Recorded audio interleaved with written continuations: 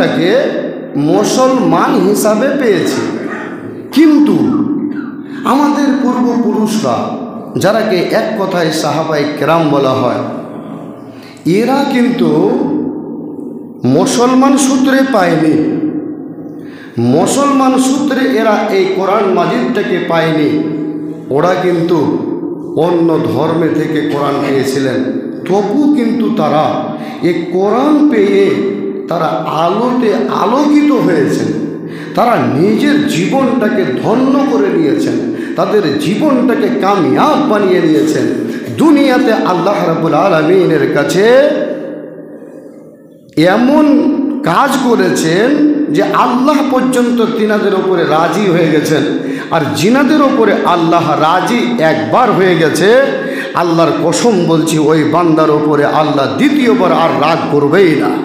আল্লাহু আকবার, রাগ করবে না, রাজি হয়ে গেছে। আপনাদের সম্মুখে একটা আলোচনা এটা করতে চাইছি যে আল্লাহ রাসূলের যুগে আল্লাহ রাসূল হননি, তার পূর্বে এই খাজরাজ আর আউস বলে এরা দুটা গোত্র ছিল, এরা দুই দল ছিল। এদের ভিতরে একটা লড়াই চলত, এদের ভিতরে একটা ঝামেলা চলত যে তোদের উট আগে পানি পান করবে না আমাদের আগে উট পান করবে। এরা বলতো আমাদের আগে উট পানি পান করবে। খাজরাজ বলতো আমাদের উট আগে গিয়ে পানি পান করবে।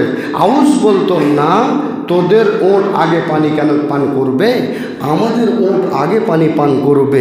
এই দ্বন্দ্ব, এই ঝামেলা, এই লড়াই, এই ঝগড়া এদের 1 বছর নয়, এদের 2 বছর নয়, টানা 100 বছর ধরে এদের এই ঝগড়াই চলতে থেকেছে। অথচ এদের ঝগড়া মিটেনি। কাদের? এই খাজরাজ আর আউস গোত্রের ভাইরা। এই আউস আর খাজরাজ গোত্রের এই লোকগুলো 100 বছর ধরে এই ঝগড়াটাই ওদের চলতে থাকলো, মিটলো না। যে তোদের উট আগে পানি পান করবে না আমাদের আগে উট পানি করবে, এই ঝামেলাটাই তারা মেটাতে পারেনি। কিন্তু ভাইরা, যখন আল্লাহ রাব্বুল আলামিন এই কোরআনে কারীম, এই আল্লাহর কিতাব যখন নাজিল হলো মুহাম্মদ রাসূলুল্লাহ সাল্লাল্লাহু আলাইহি ওয়াসাল্লামের ওপর, আর এই কোরআনের বার্তা এদের কাছে যখন পৌঁছতে লাগলো, এই কোরআন যখন এরা পেতে লাগলো, আল্লাহ রাসূল সাল্লাল্লাহু আলাইহি ওয়াসাল্লামের মুখ থেকে কিছু যখন এরা কথাবার্তা শুনতে পেল, আস্তে আস্তে এরা কেমন ঈমানওয়ালা হয়ে গেল, এরা কেমন চরিত্রওয়ালা হয়ে গেল। যারা অচরিত্রহীন ছিল, যাদের ভিতরে কোনো মান্যতা ছিল না, যাদের ভিতরে কোনো মহব্বত ছিল না, যাদের ভিতরে কোনো দয়া ছিল না, এরা কেমন হয়ে গেল আপনারা শুনেছেন। শোনা কথাটাই হয়তো আবার আলোচনা করছি। এক যুদ্ধে আপনাদের জানা আছে আল্লাহর নবী জনাবে মুহাম্মদুর রাসূলুল্লাহ সাল্লাল্লাহু আলাইহি ওয়াসাল্লাম সাহাবাদেরকে পাঠান। যুদ্ধে গিয়ে একজন সাহাবা, সে যখন জখম হয়ে যায়, জখম হয়ে যাওয়ার পরে সাহাবাটা যখন পড়ে যায় জমিনের ওপর, ওই সাহাবাটা তখন কিন্তু ভাইদেরকে এটা বলে কথা বলে, ওই সাহাবাটা তখন চিৎকার এটা বলে করে, বন্ধুরে পানি পানি পানি পানি পানি বলে এরকমভাবে আওয়াজ দেয়। বন্ধু, যেই সব লোকেরা পানি পান করায় ওরাকে সাকি বলা হয়, পানি পান করা ব্যক্তিটাকে। এই সাহাবাটা পানি পানি পানি যখন করতে আরম্ভ করেছে, কোনো একজন ভাই পানির একটা পিয়ালা, পানি একটা পিয়ালাতে ভরে 1 পিয়ালা পানি কিংবা 1 গিলাস পানি নিয়ে গিয়ে হাজির হলো। ও ভাই গো, এই যে নাও তুমি পানি পান করো। পানি পান করার জন্য পিয়ালাটা আগিয়েছে, পিপাসায় যেন কলেজা তার ফাটছে। দুনিয়া থেকে বিদায় হয়ে যাবে এরকম অনুভব হয়েছে। আল্লাহর বান্দা পানিটা নিয়ে মুখের কাছে নিয়ে যাচ্ছে, পানিটা পান করবে রে বন্ধু। ওই মুহূর্তে তার পাশে আর একজন ভাই, ও এবার পানি পানি পানি করে চিৎকার করতে আরম্ভ করেছে। সাকিকে বলছে, বন্ধু পানিটা আমাকে না দিয়া ওই যে আমার পাশে আর একজন ভাই পানি পানি করে আওয়াজ করছে, মনে হয় আমার চাইতে ওই ভাইয়ের বেশি দরকার, আমার চাইতে পিপাসা বেশি আমার ভাই হয়েছে রে, আমার ভাইয়ের কাছে পানিটা পৌঁছিয়ে দাও। ভাই তোর কাছে নিয়ে যাও। দ্বিতীয় জনের কাছে পানির পেয়ালাটা নিয়ে যাওয়া হলো। দ্বিতীয় জনের কাছে যখন পানির পেয়ালাটা নিয়ে গিয়ে হাজির করা হয়েছে, ওই মুহূর্তে ওই ভাইয়ের কাছে নিয়ে গিয়ে পানিটা দিয়েছে। আর দেওয়ার পরে বলছে, যে ভাই তোমার জন্য পেয়ালাতে করে পানি এনেছি, এই নাও পানিটা পান করো। দ্বিতীয় ভাই যখনই পানিটা মুখের কাছে নিয়ে গেছে, পানি পান করবে। বলেন ভাই, এটা সবাই আমরা জানি, মানুষ যখন পিপাসা হয় তখনই পানির তখন আওয়াজ দেয়। পানি পিপাসা যখন মানুষ হয় তখনই কিন্তু স্ত্রীকে, বেটাকে, মাকে, কাউকে পানির কথা বলে। যতক্ষণ পর্যন্ত পিপাসা না হয় অতক্ষণ পর্যন্ত পানি পান করতে কেউ চায় না। সাহাবাটাকে কত পিপাসা লেগেছে, পানি পানি করে চিৎকার করছে। দ্বিতীয় ভাই পানিটা পান করতে যাবে, পিপাসাটা মনের মেটাবে। ওই মুহূর্তে আর এক ভাই তৃতীয় সাহাবা পারসে আবার চিৎকার করতে আরম্ভ করেছে, বন্ধু হে পানি দাও, পানি দাও, পানি বিনা মরে যাচ্ছি, আমাকে একটু পানি দাও। ওই দ্বিতীয় ভাই আবার তখন বলছে, ও বন্ধুরে, ও সাকি ভাই, পানি পান করাতে এসেছো বন্ধু, তুমি আমাকে পানিটা পান না করিয়ে আমার তৃতীয় ভাইয়ের কাছে নিয়ে যাও। ওই তৃতীয় ভাই আমার বন্ধু, মনে হয় আমার চাইতে বেশি দরকার তার হয়েছে, আমার চাইতে তার পিপাসা বেশি হয়েছে, পানিটা নিয়ে গিয়ে আমার ওই ভাইকে তাড়াতাড়ি পৌঁছাও। বানিয়াডল এলাকা, বানিয়াডল গ্রামের ভাইরা বন্ধুরা, আল্লাহর কসম দিয়ে বলি, ওই তৃতীয় ভাইয়ের কাছে পানি যাচ্ছে, পানি পৌঁছাচ্ছে। ওই সাকি গিয়ে হাজির হয়েছে, চিৎকার করছিল পানি পানি পানি করে। যখনই পৌঁছেছে ওই বন্ধু, ওই সাহাবা, তৃতীয় নম্বরের আল্লাহর বান্দা সঙ্গে সঙ্গে দম ছেড়ে দিচ্ছে।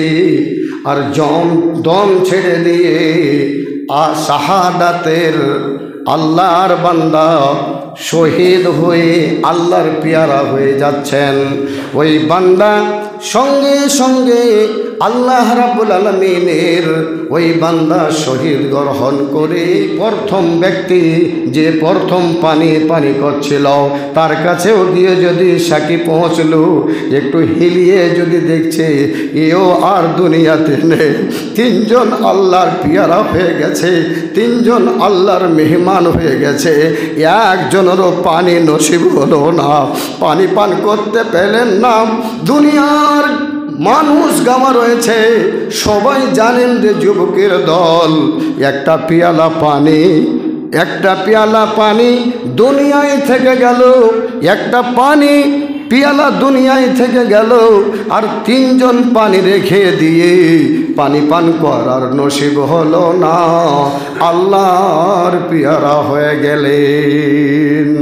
আল্লাহ বলছেন ওয়াইসিরুনা মিন আনফুসিহিম, আল্লাহ রাব্বুল আলামিন বলছেন এ বান্দা তোমাদের ভাইদের ওই দৃশ্যটা দেখাও, ওই জিনিসটা দেখো, ওয়ায়ুসিরুনা মিন আনফুসিহিম ওয়ালাউ কানা, আল্লাহ রাব্বুল আলামিন বলছেন ওয়ালাউ কানা বিহিম খাসাসা, ওদের তিনজনেরই দরকার ছিল, সবারই কিন্তু জিনিসটার প্রয়োজন ছিল। দরকারটা নিজের থাকা সত্ত্বেও ওরা নিজের দরকারটাকে, নিজের অধিকারটাকে, নিজের প্রাপ্যটাকে নিজে না ইস্তেমাল করে ভাইদের কাছে থাকাতে আরম্ভ করলো।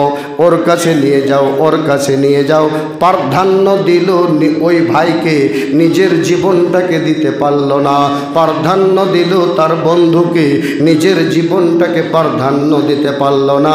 নিজের জীবনটাকে ও ভালো মনে করতে পারল না, অপর ভাইটার জীবনটাকে ও প্রাধান্য দিয়ে নিজে শহীদ হয়ে গেলেন। অথচ পানির পিয়ালা আগে বাড়াতে বাড়াতে তৃতীয় ভাই পর্যন্ত পৌঁছালেন। আল্লাহ বলছেন মুহাম্মাদুর রাসূলুল্লাহ, আল্লাহর রাসূল মুহাম্মদ সাল্লাল্লাহু আলাইহি ওয়াসাল্লাম, ওয়াল্লাযীনা মাআহু, এবং মুহাম্মদ সাল্লাল্লাহু আলাইহি ওয়াসাল্লামের সঙ্গীরা, এরা কি ছিল? এরা ছিল আশিদ্দাউ আলাল কুফার, কাফেরদের প্রতি একদম কি খুব শক্ত, কাফেরদের প্রতি কঠিন ছিল এরা। কিন্তু ওদের ভিতরে কি ছিল?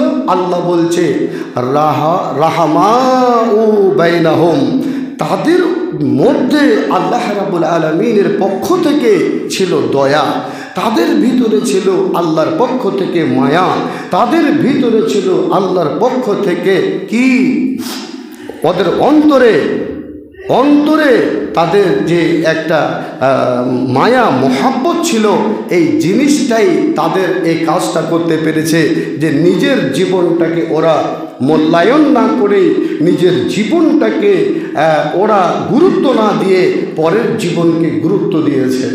ভাইজান, আমরা সবাই কিন্তু আহলে হাদিস, আমরা এখানে সব যত মুসাল্লি আছি, আমরা গ্রামের মানুষ আহলে হাদিস।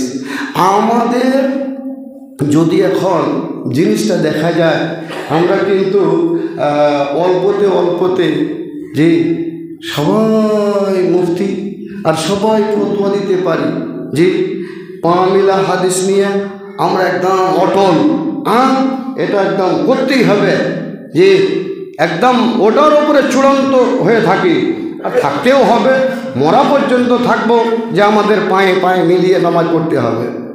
জি, তারপরে জোরে আমিন বলা নিয়ে এই হাদিসের প্রতি আমাদের কঠোর একটা কি আছে, ইমানের মজবুতি আছে, যে আমরা জোরে আমিন বলবো, আমরা কোনোদিনই ছাড়বো না, জোরে আমিন বলবো, ঠিক আছে।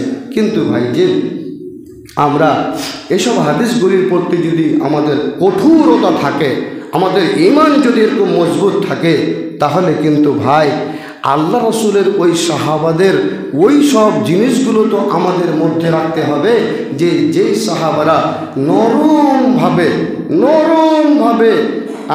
ভাইদের ওপরে ভাইয়ের একটা সম্মান করার দরকার, সেটা তারা করেছে।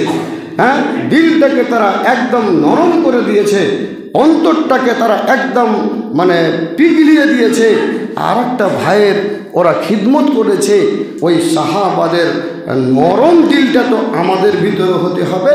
আল্লাহ রাসূল সাল্লাল্লাহু আলাইহি ওয়াসাল্লামকে আল্লাহ রাব্বুল আলামিন বলছেন, হে নবী মুহাম্মদ, তুমি যদি ভবিষ্যতের কথা, আল্লাহ বলছেন আল্লাহ রাসূলকে, হে মুহাম্মদ, তুমি যদি ভবিষ্যতের কথা তোমার ভাইদের সাথে যদি তুমি কঠোরতা করতে, তোমার আওয়াজ যদি একবারে ভয়ঙ্কর হয়ে যেত, তুমি যদি তাদের সাথে ওইরকম ভয়ঙ্কর আওয়াজে কঠোরতা ভাবে যদি এদের সাথে তুমি যদি এদের সাথে আচরণ, তোমার ব্যবহার যদি এরকম হতো, এরকম করতে, নবী মুহাম্মদ গো, তোমার কাছে তোমার এই ভাইরা কোনোদিন আসতো না।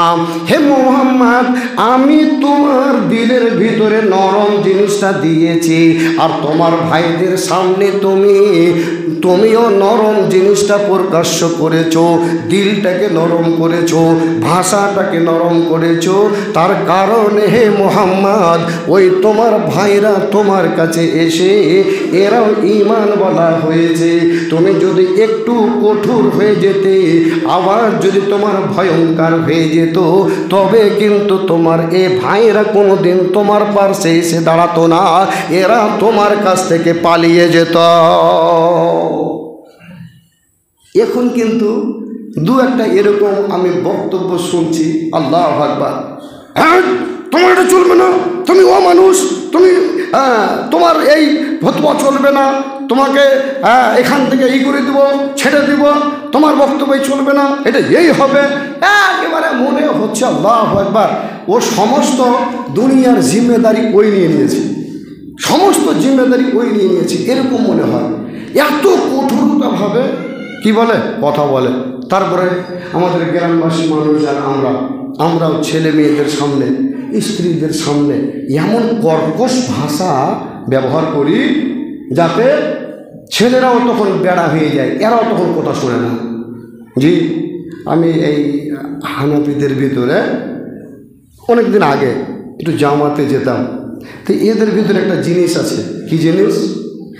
বাপকে যেভাবে মানতে হয় ওভাবে ওরা বাপ মানে, ওরা আমিরকে যেভাবে মানতে হয় ওইভাবে আমিরকে মানে, আলেম ওলামাকে যেভাবে মানতে হয় ওইভাবে মানে। তো আমি একদিন বলছি একটা লোককে, মানে ওই জামাতের ভিতরে, এ ভাই আমরা তো এখানে এসছি, তো কবে যাওয়া হবে? তো বলছে আমির সাহেব জানে। এ ভাই খাওয়া কখন হবে? তো বলছে আমির সাহেব জানে। এ ভাই এখান থেকে আবার অন্য জায়গায় কখন যাওয়া হবে? বলে আমির সাহেবই বলতে পারবে। আচ্ছা একটু পায়খানা যাবো, তো কী করতে হবে? আমির সাহেবকে বলতে হবে। মানে যতটা কাজ হয় ওরা নিজের মাথায় মাতাব্বরি করে একটাও কাজ করবে না ওরা। আল্লাহর কসম বলছি, ওদের আমির এমনভাবে মানে যে একটা কাজ নিজে করবে না। ওরা কি করে জানে? সম্পূর্ণ আমিরের ওপরই ওরা চালিয়ে দেয়, আমির যেটা বলবে সেটা। কিন্তু এখন আমরা আমির টামির মানি না, তুই কে আর মুই কে। জি, আমির মানে না, আলেম ওলামা মানি না, মুক্তি টুক্তি মানি না, নিজেরই মুক্তি। আর এই হয়েছে আজকে আমাদের আহলে হাদিসের ভিতরে, যে সামান্য কটা আমরা আহলে হাদিসের লোক, তাই আমাদের ভিতরে দলের শেষ নাই, দলের শেষ নাই।